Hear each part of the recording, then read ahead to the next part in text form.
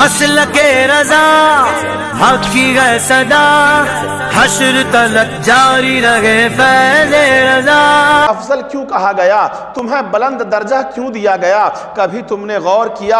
آؤ آؤ قرآن سے پوچھتے ہیں، اے قرآن تو ہی بتا دے امت محمدیہ کو اعلیٰ کیوں کہا گیا، بہتر کیوں کہا گیا، بہتر کیوں کہا گیا، اچھا کیوں کہا گیا؟ تو قرآن آگے ارشاد عظیم فرماتا ہے، اس لیے تامرون بالمعروف، تم بھلائی کی دعوت دیتے ہو، وتنہون عن المنکر، اور تم لوگوں کو برائی سے روکتے ہو، وتؤمنون باللہ، اور تم اللہ پر ایمان رکھتے ہو۔ یعنی بھلائی کی دعوت دینا اور برائی سے روکنا اور اللہ پر ایمان رکھنے کے بعد جو یہ دو کام کرتا ہے وہی سب سے بہتر ہے، سب سے اعلیٰ ہے، سب سے افضل ہے۔ عزیزان ملت اسلامیہ، دنیا کے اندر صرف امت محمد رسول اللہ تشریف نہیں لائی ہے، آپ سے پہلے جناب محمد رسول اللہ صلی اللہ علیہ وسلم سے پہلے داؤد علیہ السلام کی بھی امت تھی، حضرت نوح علیہ السلام کی بھی امت تھی، داؤد علیہ السلام کی بھی امت تھی، سلیمان علیہ السلام کی بھی امت تھی۔ جتنے بھی پیغمبر آئے ہیں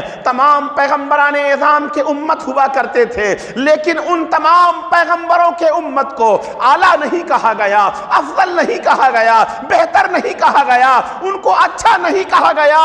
اچھا کہا گیا تو امت محمد کو کہا گیا۔ کیوں کہا گیا؟ اس لیے کہ تم برائی سے روکتے ہو، لوگوں کو بھلائی کی دعوت دیتے ہو۔ آج ہم لوگوں نے یہ چیز کو چھوڑ دیا ہے، آج ہمارے معاشرے کے اندر شراب عام ہے، جوا عام ہے، کیا کہتے ہیں، زنا عام ہے، سود بازی عام ہے، دنیا کے تمام خرافات ہم لوگوں کے اندر پایا جاتا ہے۔ ارے ان امتوں کے اندر میں ایک گناہ ہوتا تھا تو اللہ تبارک تعالیٰ تباہ و برباد کر دیتا تھا، موت کے گھاٹ اتار دیتا تھا۔ ارے پتہ نہیں ہے داؤد علیہ السلام، حضرت نوح علیہ السلام نے 950 سال اپنی امت کو دعوت خطاب دیا، اللہ کا پیغام سنایا، رسالت کی دعوت دی، توحید کی دعوت دی، 950 سال تک تبلیغ کرتے رہے۔ امت نے اللہ کو نہیں مانا، توحید کو نہیں مانا، اللہ کے ساتھ شرک ٹھہرایا۔ عالمی طوفان آتا ہے، عالمی طوفان کے اندر، عالمی سیلاب کے اندر ان امتوں کو، یعنی اس زمانے میں جو صرف یعنی داؤد حضرت نوح علیہ السلام پر ایمان لائے تھے، ان کے علاوہ تمام لوگوں کو نیست و نابود کر دیا گیا، تباہ و برباد کر دیا گیا، موت کے گھاٹ اتار دیا گیا۔ کیا آپ کو پتہ نہیں ہے شعیب علیہ السلام کے زمانے میں ان کی امتوں کو کم تولنے کی بنیاد پر اللہ تبارک تعالیٰ نے آسمان سے بادل کو آگ کی شکل میں سلگا کر نازل فرما کر تباہ و برباد کر دیا گیا؟ کیا آپ کو پتہ نہیں ہے قوم صالح کو، قوم عاد کو، قوم سمود کو اللہ اکبر طوفان کے ذریعے، پتھروں کے ذریعے تباہ و برباد کر دیا گیا؟ کیا آپ کو پتہ نہیں ہے؟ قرآن کا مطالعہ کیجئے، پتہ چلے گا لوط علیہ السلام کی امت کو بھی لواطت کی بنیاد پر اللہ اکبر آسمان سے پتھر نازل ہوتا ہے، بڑا بڑا پتھر نازل ہوتا ہے، نشان کیا ہوا پتھر، یعنی جن پر جو پتھر گرتا تھا ان کا نام لکھا ہوتا تھا۔ اللہ نے تباہ و برباد کر دیا، موت کے گھاٹ اتار دیا، نمرود کو برباد کر دیا، حامان کو برباد کر دیا، شداد کو برباد کر دیا، نہ جانے کتنی قومیں تباہ و برباد کی گئیں۔ ان پر ان کی زمین کو پلٹ دیا گیا، ان کے گھروں کی چھتوں کو ان پر پلٹ دیا گیا، کسی کو طوفان کے ذریعے، کسی کو عذاب کے ذریعے، کسی کو مچھر کے ذریعے، کسی کو ابابیل پرندے کے ذریعے اللہ تبارک تعالیٰ نے موت کے گھاٹ اتار دیا۔ ان امتوں کے اندر ایک گناہ ہوتا تھا، آج ہم امت محمدیہ، ہم جناب محمد رسول اللہ کے امت ہیں۔ عزیزان ملت اسلامیہ، آئیے آئیے ہم لوگ اپنے گناہوں کا سروے کرتے ہیں، اپنے نفس کا محاسبہ کرتے ہیں، حساب کرتے ہیں، تو چوری ہم لوگوں کے اندر، سٹہ بازی ہم لوگوں کے اندر، عیاشی ہم لوگوں کے اندر، مکاری ہم لوگوں کے اندر، غیبت خوری ہم لوگوں کے اندر، چغل خوری ہم لوگوں کے اندر، دنیا کا تمام عیوبات ہم لوگوں کے اندر پایا جاتا ہے، لیکن اللہ کا کوئی بڑا عذاب نہیں آتا، عالمی سیلاب نہیں آتا، عالمی طوفان نہیں آتا، اللہ کا کوئی بڑا قہر نہیں آتا۔ کبھی آپ نے اس بات کو سوچا، کبھی غور کیا؟ ارے ان امتوں نے ایک گناہ کیا تھا تو تباہ و برباد کر دیا، سیلاب نازل کیا گیا، پتھر کے چٹان جان ناصل کیے گئے، موت کے گھاٹ اتار دیے گئے۔ ہم لوگ تو سینکڑوں گناہ کرتے ہیں، ہزاروں گناہ کرتے ہیں، ہم پر کوئی بڑا عذاب نہیں آتا۔ اس کی وجہ کیا ہے؟ سنو سنو، قرآن کہتا ہے جب تک محمد الرسول اللہ تمہارے درمیان جلوگر ہیں اور قیامت تک ان کی نبوت تمہارے درمیان باقی رہے گی، تب تک تم پر کوئی بڑا عذاب نہیں آئے گا۔ عزیزان ملت اسلامیہ، یہ کرم ہے جناب محمد رسول اللہ کا، ہمیں نبی ملا تو آقا حضور صلی اللہ علیہ وسلم جیسا نبی ملا، شفیع رحمت جیسا نبی ملا، رحمت عالم جیسا نبی ملا۔ ہمارے نبی کو اللہ تبارک تعالیٰ نے نذیر للعالمین بنا کر بھیجا تھا، ساری کائنات کو ڈر سنانے والے بنا کر بھیجا گیا تھا۔ ہمارے نبی صلی اللہ علیہ وسلم خود ارشاد فرماتے ہیں ارسلت الی الخلق کافہ، میں تمام جہان والوں کے لیے نبی بنا کر بھیجا گیا ہوں، تمام مخلوق کے لیے، الی الخلق کافہ یعنی تمام مخلوق کے لیے نبی بنا کر بھیجا گیا ہوں۔ عزیزان ملت اسلامیہ، یہی وجہ ہے آسمان نبی کی اطاعت کرتی ہے، سورج نبی کی اطاعت کر رہا ہے۔ ارے نبی نے جب انگلی کا اشارہ کیا ہے، ڈوبا ہوا سورج پلٹ آیا ہے، اطاعت کیا کہ نہیں کیا؟ اور چاند دو ٹکڑا ہو گیا ہے، نبی نے اشارہ کیا ہے، چاند کے دو ٹکڑے ہو گئے ہیں، چاند نے بھی میرے نبی کی اطاعت کیا ہے، زمین نے میرے نبی کی اطاعت کی ہے۔ اللہ اکبر! کیا آپ کو پتہ نہیں ہے جب سراقہ نے رسول اللہ صلی اللہ علیہ وسلم کا پیچھا کیا تھا 100 سرخ اونٹنی کی لالچ میں، سراقہ جب آپ کا پیچھا کر رہا تھا ہجرت کی رات میں، اللہ اکبر! آقا حضور علیہ السلام فرماتے ہیں اے زمین سراقہ کو پکڑ لے۔ اتنا کہنا تھا، زمین نے سراقہ کو، ان کے گھوڑوں کو گھٹنوں سمیت دھسا دیا۔ میرے نبی فرماتے ہیں خذ الارض، اے زمین سراقہ کو پکڑ، سراقہ کمر تک دھس جاتا ہے۔ اللہ اکبر! دیکھو زمین اطاعت کر رہی ہے، زمین نبی کا کہنا مان رہی ہے، چرند و پرند، یہ جانور، یہ پہاڑ نبی کی اطاعت کر رہی ہے۔ آقا علیہ السلام احد کی پہاڑ پر ہیں، احد ہلنے لگتا ہے، احد جمپ کرنے لگتا ہے، جھومنے لگتا ہے، نبی قدموں سے ٹھوکر مارتے ہیں، اے احد ٹھہر جا، پہاڑ کا ہلنا بند ہو جاتا ہے۔ آقا علیہ السلام حجاز کی وادیوں سے جب گزرتے ہیں، پہاڑ کی وادیوں سے گزرتے ہیں، شجر و حجر سے آواز آتی ہے، پتھروں سے آواز آتی ہے، الصلاۃ والسلام علیک یا رسول اللہ، الصلاۃ والسلام علیک یا حبیب اللہ، الصلاۃ والسلام علیک یا نور اللہ، الصلاۃ والسلام علیک یا شفیعنا یوم الجزا۔ یعنی شجر و حجر، یہ درخت، یہ پہاڑ، یہ ہوائیں، یہ موسم، یہ نظارہ، تمام چیز نبی کی اطاعت کر رہی ہے، نبی پہ درود پڑھ رہی ہے۔ دیکھا آپ نے جب ہی میرے آقا فرماتے ہیں ارسلت الی الخلق کافہ، میں تمام مخلوق کے لیے نبی بنا کر بھیجا گیا ہوں۔ آج سے پہلے 1400 سال پہلے جو نبی آتے تھے، ایک شہر کے لیے نبی بن کر آتے تھے، ایک ملک کے لیے نبی بن کر آتے تھے، لیکن نبی رحمت جناب محمد رسول اللہ صلی اللہ علیہ وسلم کو سارے جہان کے لیے نبی بنا کر بھیجا گیا ہے۔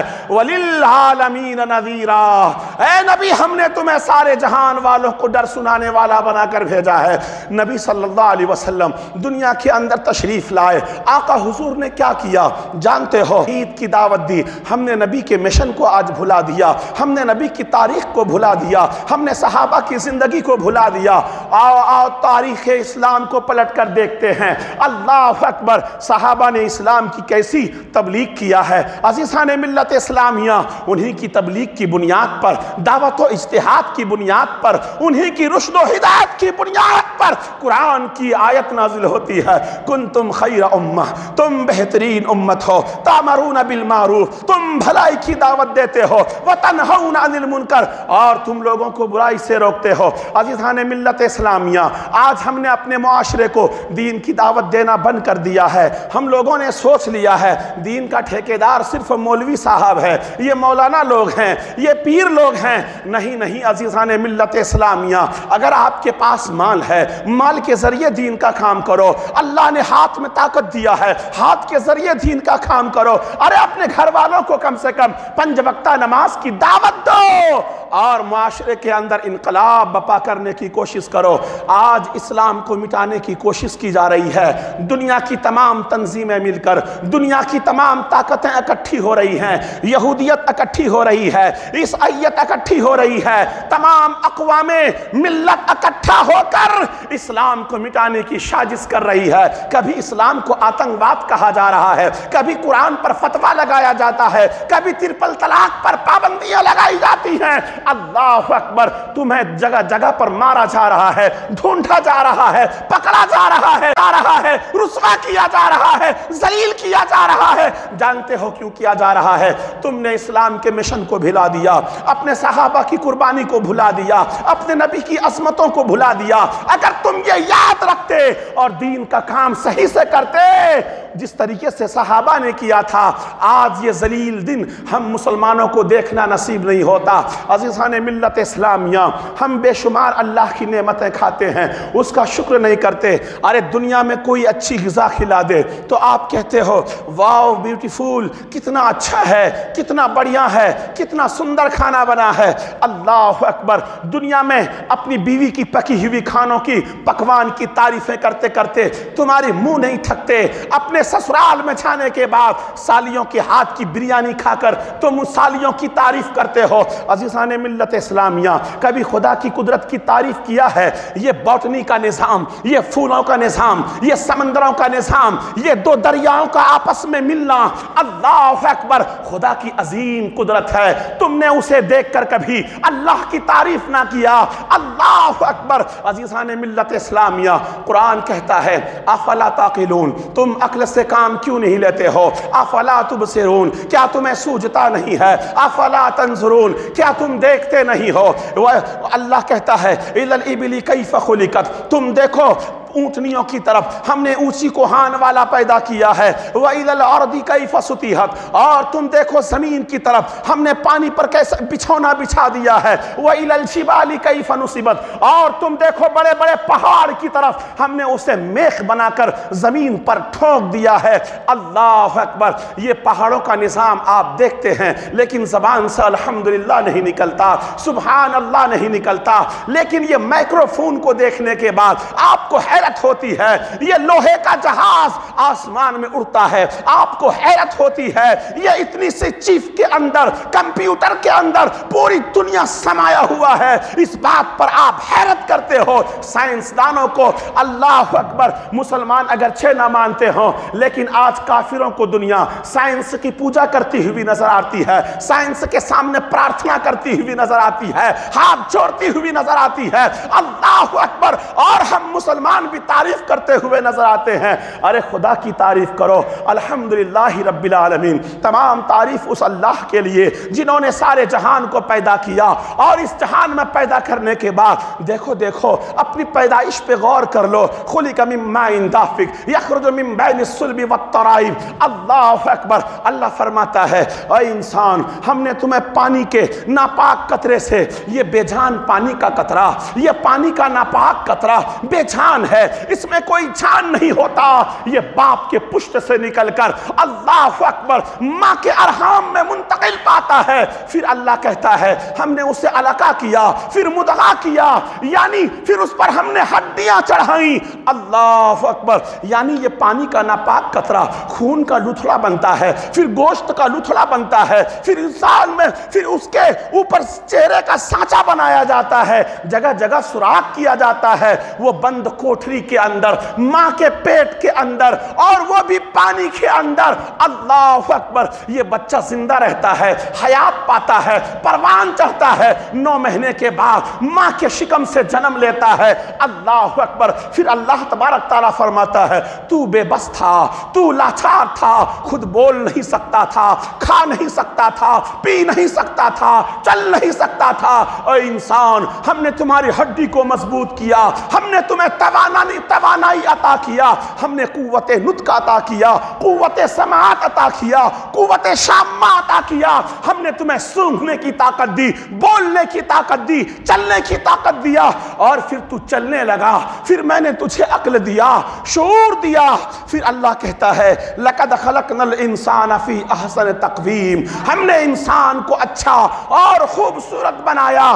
ایک جگہ یہ بھی آیا ہے فَتَبَارَكَ اللَّهُ أَحْسَنَ الْخَالِقِينَ، साफिलीन, हमने इंसान को हसीन व जमील बनाया, खूबसूरत बनाया।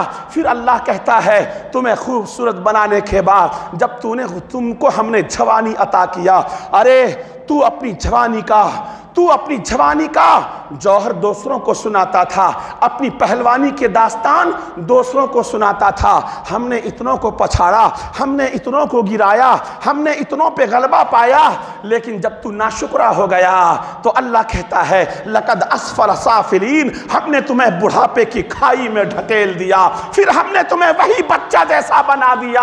अल्लाहु अकबर। अज़ीज़ान मिल्लत इस्लामिया, ऐ इंसानों गुरूर ना करो, इतराओ ना, चंद दिनों की जिंदगी है। रुस्तम इसी जमीन पर आया था, गामा इसी जमीन पर आया था, बड़ा बड़ा पहलवान इसी जमीन पर आया था, लैला मजनू की दास्तान इसी जमीन पर सुनाई जाती है, फरहाद की दास्तान इसी सरजमीन पर सुनाई जाती है। बड़े बड़े